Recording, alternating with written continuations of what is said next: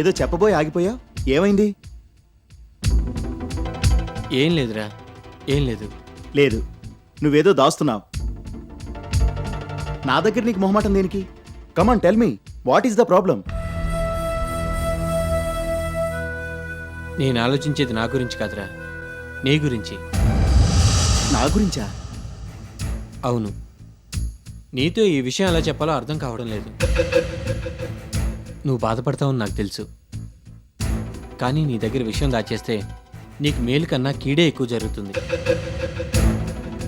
అందుకే ఏం చేయాలో అర్థం కాక సతమతమైపోతున్నాను. ఏంట్రా ఇంత బిల్డప్ ఇస్తున్నా? ఏమైంది? అయినా నా గురించి ఆలోచించడానికి ఏముంది? నీ గురించి అంటే ఎగ్జాక్ట్గా నీ గురించి అని కాదు, సమత గురించి వాళ్ళు వీళ్ళు మాట్లాడుకుంటుంటే విని కొంచెం బాధపడ్డాను. దాని గురించి నీకెలా చెప్పాలో నాకు అర్థం కావడం లేదు. సమత గురించా? అవునరా, నీ ఫ్రెండ్ కాబట్టి ఫ్రాంక్గా నీతో ఈ విషయం గురించి మాట్లాడాలనుకుంటున్నాను. I hope you don't mind. No, నాతో నువ్వు ఏ విషయం గురించైనా మాట్లాడొచ్చు. అయినా సమత గురించి మాట్లాడడానికి ఏముంటుంది చెప్పు? అలా అని నువ్వు అనుకోగానే సరిపోదు కదా, మనం ఉంటున్న సొసైటీ గురించి ఆలోచించాలి. ఏంట్రా నీ ధోరణి చూస్తుంటే నాకెందుకో టెన్షన్గా ఉంది. అసలు ఏం జరిగిందో చెప్పు. టెన్షన్ పడి ప్రయోజనం ఉండదురా, పరిస్థితి చేదాటకు ముందే చక్కదిద్దుకోవడం మంచిది. ఒక ఫ్రెండ్గా నేను నీకు చెప్పగలిగేది ఇంతే. ఏం లేదురా, సమత గురించి నాకు తెలుసు. అందరితో కలిసిపోయి గలగలా మాట్లాడుతుంది. తనలాగే అందరూ మంచివాళ్ళనే అనుకునే మనస్తత్వం ఆవిడది. కాలేజీలో అందరికీ ఈ విషయం తెలుసు, కానీ అలాగని అందరూ అలా సరిపెట్టుకోరు కదా, నోటికొచ్చినట్టు మాట్లాడతారు. ఏం లేదురా, ఇంతకు ముందంటే తనకి పెళ్లి కాలేదు. ఎవరితో ఫ్రెండ్లీగా మాట్లాడినా ఎబ్బెట్టుగా ఉండేది కాదు. ఇప్పుడు అలా కాదు కదా, మీ పెళ్ళైపోయింది. ఇప్పుడు కూడా మాటి మాటికి పాత ఫ్రెండ్స్ అంటూ వాళ్ళ ఇళ్ళకి వెళ్ళడం, గంటలు గంటలు అక్కడ కూర్చొని కబుర్లు చెప్పి రావడం ఏం బాగుంటుంది చెప్పు? ఆహా, సమత గురించి చెడుగా చెప్పాలని కాదు, నాకు తన సంగతి బాగా తెలుసు. కానీ మిగతా వాళ్ళు చూస్తూ ఊరుకోరు కదా, లేనిపోని రూమర్స్ అన్ని స్ప్రెడ్ చేస్తారు. అది నాకు ఇష్టం లేదు. వ్యవహారం ముదిరిపై నీకు మరింత మనస్తాపం కలగకముందే నువ్వు పరిస్థితిని సరిదిద్దడం మంచిది. అందుకే నీతో ఈ విషయం స్పష్టంగా చెప్తున్నాను. What do you mean? ఏంట్రా నీ ఉద్దేశం? ఎంత ఫ్రెండ్ అయితే మాత్రం నీ ఇష్టం వచ్చినట్టు మాట్లాడవేనా? సమత ఎలాంటిదో నీకు తెలుసంటూనే ఇలా మాట్లాడతావేంటి? నీ మంచి కోరి ఇదంతా చెప్తున్నాను రా. నువ్వు ఆవేశపడితే ప్రయోజనం ఏముంటుంది చెప్పు? నేను చెప్పిన దాని గురించి బాగా ఆలోచించి జాగ్రత్త పడు. Shut up! ఇందులో ఆలోచించడానికి ఏం లేదు, జాగ్రత్త పడాల్సింది అంతకన్నా లేదు. మేమిద్దరం హ్యాపీగా ఉంటే చూసి ఓర్వలేక ఎవరో ఏదో మాట్లాడితే నువ్వు కూడా అదే విషయం మోసుకొచ్చి నాకు చెప్పాలా? ఈ విషయం వింటే నేనెంత బాధపడతానో ఒక్క నిమిషమైనా ఆలోచించావా? పైగా పెద్ద ఫ్రెండ్ అంటూ పోజులు కొడుతున్నావు. నీకు అసలు బుద్ధి లేదు. సుధీర్, ఇంకెప్పుడు ఈ విషయం గురించి నా దగ్గర ప్రస్తావించొద్దు. అసలు నువ్వు మళ్ళీ ఇటువైపు రాకుండా ఉంటే మరీ మంచిది. సుధీర్, అవునరా, నిజమైన స్నేహితుడు ఎప్పుడు ఇలా మాట్లాడు. ఏవో అనుకున్నాను గానీ నీకు మిగతా వాళ్ళకి తేడా లేదని ఇవాళ తేల్చి చెప్పావు. గొప్ప విషయం మోసుకొచ్చావు గానీ వచ్చిన దారినే వెళ్ళు. ఒరేయ్, నేను చెప్పేదాని గురించి ఒక్క నిమిషం ఆలోచించరా, లేకపోతే చాలా నష్టపోతావు. నువ్వింకేం చెప్పనక్కర్లేదు, నేను విన్నక్కర్లేదు. Don't irritate me anymore. నువ్వు ఇంకొక నిమిషం ఇక్కడుండి నాతో ఈ విషయం మాట్లాడాలని చూసినా నాకు ఆవేశం మరింత పెరిగిపోతుంది. నీకు తెలుసు కదా, కోపం వస్తే నేనేం చేస్తానో నాకే తెలియదు. అలా జరగకముందే మర్యాదగా నువ్వు వచ్చిన దారిని వెళ్ళిపోవడం మంచిది. Sudheer, yes, I mean what I say. Friend కాబట్టి మర్యాదగా చెప్తున్నాను. Please leave this room at once and don't ever show me your face again.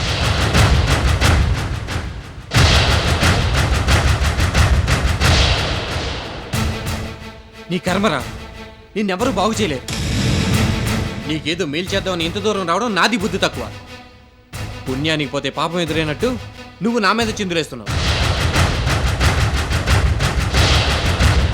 Anyway, నీకెప్పుడు కాకపోయినా తర్వాత అయినా నేను ఎందుకు ఇలా మాట్లాడానో తప్పకుండా అర్థమవుతుంది. కానీ అప్పటికే చాలా ఆలస్యం అయిపోతుంది. ఆ భగవంతుడు కూడా నిన్ను కాపాడలేడు. I can only sympathise with you. Shut up! Mind your own business. అలాంటి పరిస్థితి నాకెప్పుడూ రాదు. ఇంకెప్పుడు ఇలాంటి ఉచిత సలహాలు ఎవరికీ ఇవ్వద్దు. నేను కాబట్టి మాటలతో పంపిస్తున్నాను. నా ప్లేస్లో ఇంకొకళ్ళు ఉంటేనా?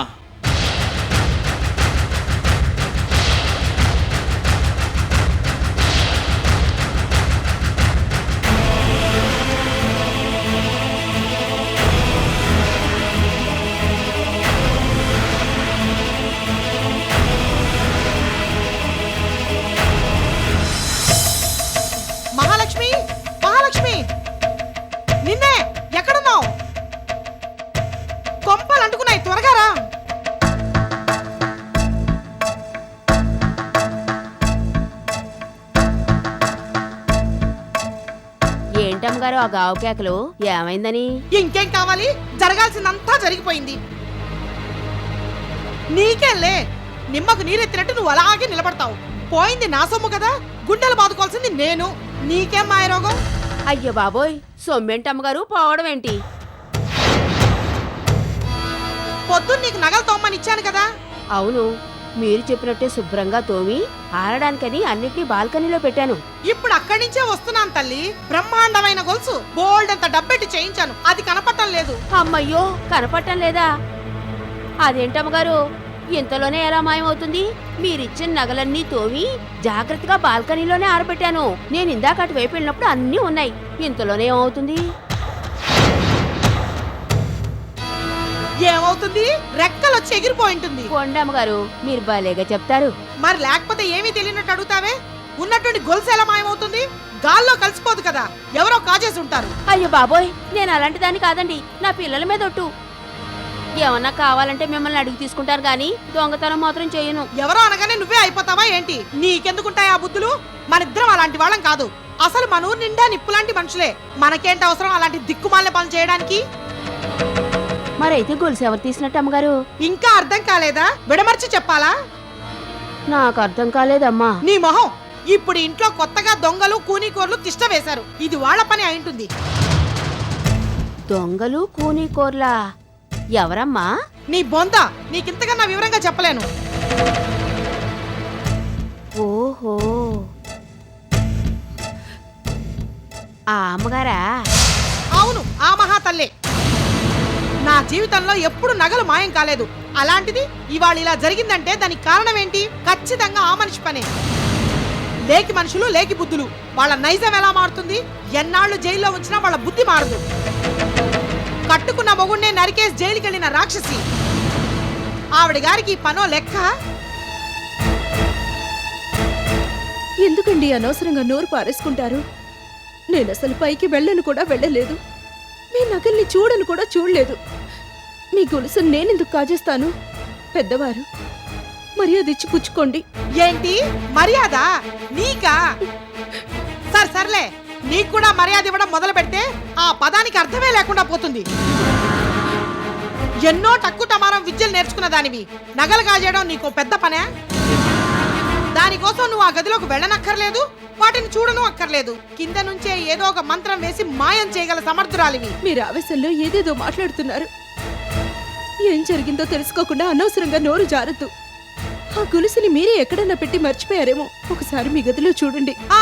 అవునమ్మా, నువ్వు అదే అంటావు. నాకు వేరే పనే ఉంది. తిన్నదరక్క నా నగల్ని నేనే దాచిపెట్టుకుని నీ మీద నిందలేస్తున్నాను. నీ మీద అక్కస్తో ఇదంతా చేస్తున్నాను. అంతే కదా నువ్వు చెప్పేది? నా ఉద్దేశం అది కాదు. మీరు మళ్ళీ అపార్థం చేసుకుంటున్నారు. లేదు తల్లి, నేను నిన్ను బాగానే అర్థం చేసుకున్నాను కాబట్టే నా గొలుసు ఎలా పోయిందో వెంటనే కనిపెట్టేశాను. అయినా దేహి అని నన్ను అడుక్కుంటే పోయేదిగా. ఆ గొలుసు నీ మొహాన కొట్టేదాన్ని. సిగ్గు శరం లేకుండా ఓ చిన్న గొలుసు కోసం ఇంత కకృతి పడతావా? కూతురింట్లో ఉంటూ ఇంత అసహ్యంగా ప్రవర్తించేదాన్ని నిన్నే చూస్తున్నాను. రత్నమాల గారు. రత్నమాలనే ఏంటంట? ఉన్న మాటే అంటున్నాను. ఏం చేసుకుంటావో చేసుకో. ఇప్పటికైనా బుద్ధి తెచ్చుకొని లెంపలేసుకుని ఆ గొలుసు ఎక్కడ దాచిపెట్టావో వెంటనే తీసుకొచ్చి నాకు ఇచ్చేయి. ఆయన రాద్దాంతం చాలు. ఈ విషయం వింటే మా సుధీరు కృష్ణ చాలా బాధపడతారు. 10 మందికి తెలిసి అల్లరయ్యేలోపే గుట్టు చప్పుడు కాకుండా ఆ గొలుసుని తీసుకొచ్చి నాకు ఇచ్చేయి. నాకు అసలే పట్టుదల ఎక్కువ. కాదు కూడదన్నావంటే వ్యవహారం పోలీసుల దాకా వెళ్తుంది. జాగ్రత్త. ఏంటలా గుట్లు మెటికిరించి చూస్తావు? చెప్పింది వినపడలేదా? మర్యాదగా గొలుసు ఎక్కడ దాచావో తీసుకొచ్చి నాకివ్వు. లేకపోతే నేను అన్నంత పని చేస్తాను. నాకు అసలే ఇటువంటి విషయాల్లో జాలి దయ ఉండవు. ఏంటలా దేవ్య మొహం వేసుకుని చూస్తావు? ఆ మహాతల్లి గదిలోకి వెళ్ళి ఆ గొలుసు దొరుకుతుందేమో వెతికిరా. అదేంటమ్మగారు, ఆవిడ తీయలేదని చెప్తున్నారుగా. లేకపోతే నేనే దొంగతనం చేశానని ఒప్పుకుంటుందా? ఇలాంటి వాళ్ళని చాలా మందినే చూసాం. వెళ్ళి ఆవిడ గారి సామానంతా వెతికి నా గొలుసు నాకు తీసుకురా. రత్నమాల గారు, ఇది చాలా అన్యాయం. మీకు నేను ఇక్కడ ఉండటం ఇష్టం లేకపోతే ఆ మాట చెప్పండి. అంతేకాని ఇలా లేనిపోని నిందలేసి నన్ను అవమానించొద్దు. అదెవరికీ మంచిది కాదు. ఇప్పటిదాకా మీరెన్ని మాటలు అంటున్నా సమత కోసం విన్నట్టు ఊరుకుంటున్నాను. ఇక నా వల్ల కాదు. వల్ల కాకపోతే వల్ల కాటికెళ్ళు. అమ్మో, గుండెలు తీసిన బంటు. గొలుసు కాజేసింది కాక ఎంత ధీమాగా సమాధానాలు ఇస్తోంది. అక్కడికేదో నేను కావాలని రాచి రంపాన పెడుతున్నట్టు. నాకేంటి అవసరం? పైగా ఈవిడ గారు ఇక్కడ ఉండటం నాకు ఇష్టం లేదట. ఎంతలేసి మాట్లాడుతోందో. ఆవిడ గారు అలాగే మాట్లాడుతుందిలే, నువ్వేం పట్టించుకోవద్దు. వెళ్ళి ఆవిడ గదిలో గొలుసు దొరుకుతుందేమో వెతికిరా. నాకు తెలుసు, ఖచ్చితంగా అక్కడే ఉంటుంది. సరేనమ్మా. మహాలక్ష్మి ఆగు. నేను ఆ గొలుసు తీయలేదని చెప్తున్నాను కదా. అవును అమ్మగారు, కానీ వెతకమని ఈ అమ్మగారు చెప్తున్నారు కదా, నేనేం చేయను? దొంగతనం చేసిన మనిషి ఇంకెలా ప్రవర్తిస్తుంది? ఇలాగే మాట్లాడుతుంది. అయినా ఆవిడ గారి మాటలు వింటూ నించుంటావే? వెళ్ళు, వెళ్ళి ఆ గదిలో వెతుకు. అయినా ఆవిడ గారు ఆ గొలుసు తీయకపోతే అంత భయం దేనికి? అదెక్కడ దొరుకుతుందోనని కంగారు పడిపోతోంది. దీన్ని బట్టి అర్థం కావడం లేదు దాన్ని కాజేసింది ఈవిడ గారేనని. వెళ్ళు, వెళ్ళి తీసుకురా. సరేనమ్మా. ఆగు మహాలక్ష్మి, నీకే చెప్పేది. మహాలక్ష్మి, నీకే చెప్పేది, ఆగు. ఏమండి, మీకు దండం పెడతాను, నేను ఆ గొలుసు తీయలేదు. అనవసరంగా గొడవ చేయకండి. ఈ విషయం వింటే సమత చాలా బాధపడుతుంది. నేను ఇవాళ రేపో తనకి నచ్చజెప్పి ఇక్కడి నుంచి వెళ్ళిపోతాను. బాగానే ఉంది. నిన్నేదో ఇక్కడి నుంచి తరివేయడానికి నేను ఇదంతా కల్పించినట్టు మాట్లాడుతున్నావే. నాకేంటి అవసరం? గొలుసుపై నేను బాధపడుతుంటే నీ గోలేంటి? అవునులే, అతి గడుస్తానికి ఏడుపెక్కు అని నీలాంటి మనుషులు ఇలాగే నటిస్తారు. చేసింది చాలక ఏడుపు ఒకటి. నీ ఏడుపులు చూస్తే నీ మీద దాష్టికం చేస్తున్నారని ఎదురు నన్ను అనుకుంటారు. నీకు అదేగా కావాల్సింది? అమ్మో అమ్మో, దొంగలు కూనికోరులు రా బాబు, వీళ్ళనెవ్వరేం చేయలేరు.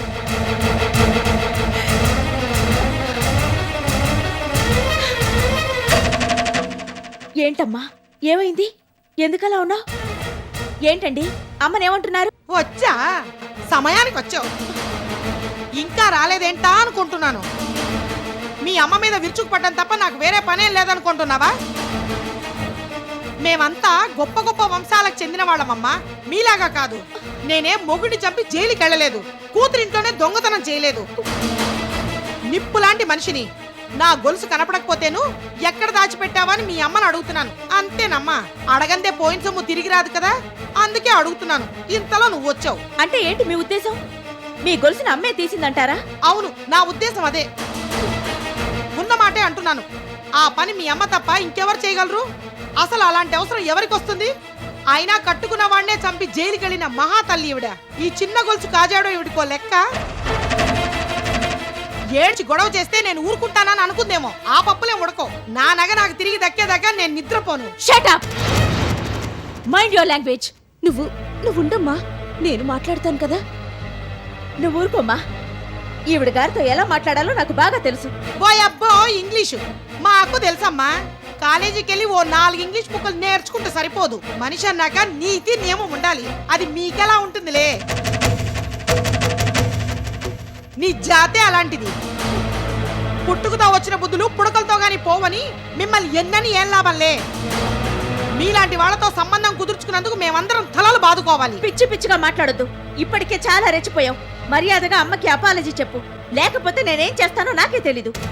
ఏంటి, మీ అమ్మ దొంగతనం చేస్తే నేను ఎదురు తనకు అపాలజీ చెప్పుకోవాలా? కలికాలం రా దేవుడా, కలికాలం. అవునులే, కూనీకోరు కూతురు కదా, ఎంతకైనా తెగిస్తుంది. మీ దశలే అన్నిటికీ తెగించిన జాతాయే, ఏమైనా చేస్తారు. You scoundrel! నువ్వు ఉండమ్మా, ఇవాళ అటో ఇటో తేలిపోవాలి. ఇంతకాలం అన్ని సహించి భరించాను, ఇక నా వల్ల కాదు. ఊరుకుంటుంటే ఏవైనా చేసేలా ఉంది. అసలు ఈ రాక్షసుని అమ్మో అమ్మో, కూనీకోరు కూతురు నన్ను కొట్టి చంపాలనుకుంటుందిరా నాయను. ఇలాంటి ఇంట్లో మాలాంటి మనుషులు ఇంకెలా బతకగలం? ఒరే కృష్ణ, ఎక్కడున్నావురా? నేనేం గతిలాగా నీ ఇంటికి రాలేదు. గొలుసు పోయిందని అడిగినందుకే నీ కోడలు నన్ను చంపాలనుకుంటోందిరా. ఇప్పుడు కాకపోయినా ఏ రాత్రి వేళ నా గొంతు పిసికి చంపినా చంపేస్తుంది. నేనేం గతిలాగా ఇక్కడికి రాలేదురా. ఏదో చుట్టం చూపుతో వచ్చాను. ఈ ఇంట్లో ఉంటున్నాననే కదా ఇంత అలసైపోయాను. నా గొలుసు కాజేసింది కాక నన్నే కొడుతున్నారు. అసలు ఆయన బైరాగులో కలిసిపోయి ఉండకపోతే నాకు ఇలాంటి పరిస్థితి వచ్చేదా?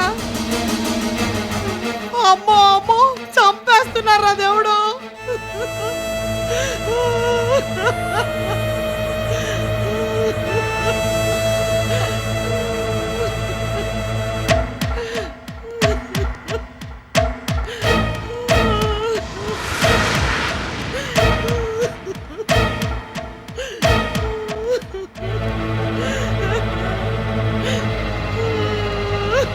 ఏంటండి ఏమైంది? ఎందుకలా ఏడుస్తున్నారు?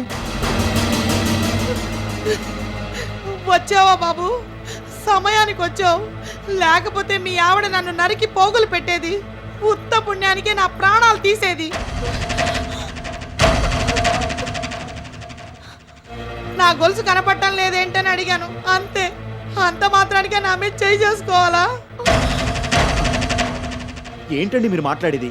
మిమ్మల్ని ఎవరు కొడతారు? చెప్పానుగా మీ ఆవిడేనని.